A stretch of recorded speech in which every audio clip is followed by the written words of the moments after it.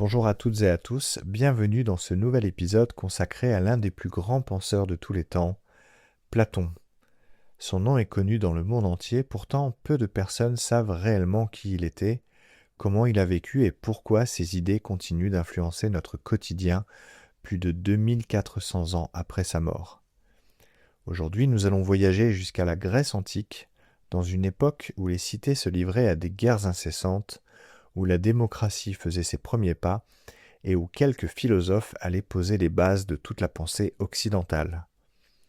Nous allons découvrir la vie de Platon, son enfance, sa rencontre avec Socrate, la condamnation de son maître, ses voyages, la création de la première grande école de philosophie et les idées qui ont traversé les siècles jusqu'à nous. Platon naît vers 427 avant Jésus-Christ à Athènes, ou peut-être sur l'île d'Égine.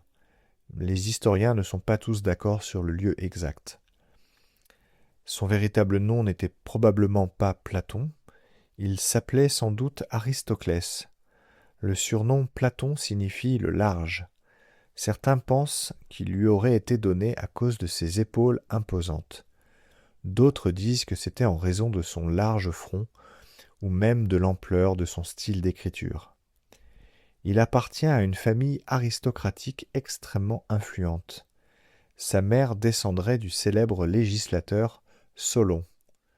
Son père appartient également à une ancienne lignée noble.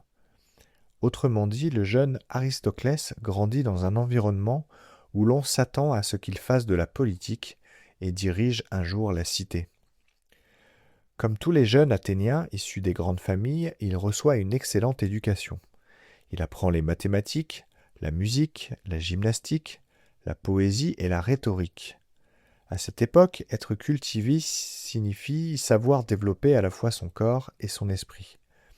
Rien ne laisse encore imaginer qu'il deviendra l'un des plus grands philosophes de l'histoire. Mais Athènes traverse alors une période extrêmement difficile. Depuis des années, elle est engagée dans la terrible guerre du Péloponnèse contre Sparte. Ce conflit dure près de 30 ans. Les défaites s'accumulent, les épidémies frappent la population, les crises politiques se succèdent. Le jeune Platon voit son monde s'effondrer.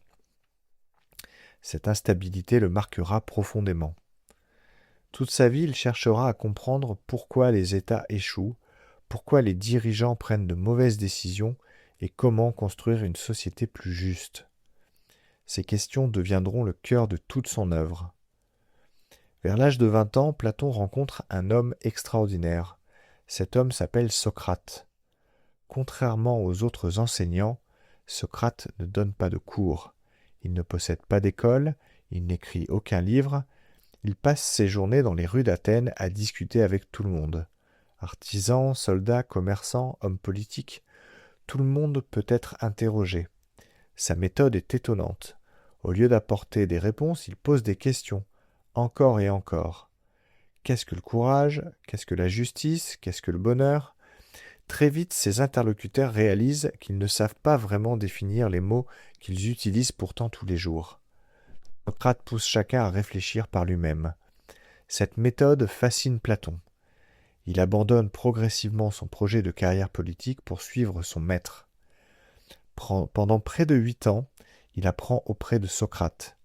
Cette rencontre transforme totalement sa vie. En 399, avant Jésus-Christ, un événement dramatique survient. Socrate est accusé de 2 crimes. Le premier, ne pas respecter les dieux de la cité. Le second, corrompre la jeunesse. En réalité, beaucoup de responsables politiques le considèrent comme un homme dangereux. Il remet en question leur certitude. Il montre parfois leur ignorance. Son influence dérange. Le procès a lieu devant plusieurs centaines de citoyens. Socrate refuse de flatter les juges. Il refuse également de renier ses idées. Le verdict tombe, il est condamné à mort. Sa sentence est exécutée en lui faisant boire une coupe de ciguë, un poison extrêmement puissant. Platon est profondément bouleversé. Pour lui, la démocratie athénienne vient de condamner l'homme le plus juste qu'il ait jamais connu. Cette injustice influencera toute sa philosophie politique. Après la mort de Socrate, Platon quitte Athènes. Il voyage pendant une dizaine d'années. Il se rend probablement en Égypte. Là-bas, il découvre les connaissances des prêtres, notamment en mathématiques et en astronomie. Il visite ensuite la Grande Grèce, dans le sud de l'Italie. Il y rencontre les disciples de Pythagore. Les pythagoriciens considèrent que les nombres sont la clé de l'univers. Leur influence sera immense sur Platon. Il découvre également la Sicile. C'est là qu'il tente de convaincre le tyran Dénis de gouverner selon les principes de la philosophie.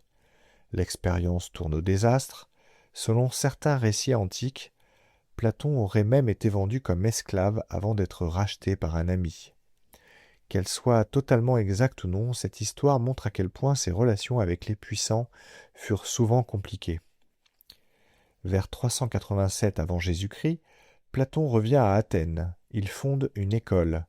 Cette école deviendra célèbre sous le nom d'Académie.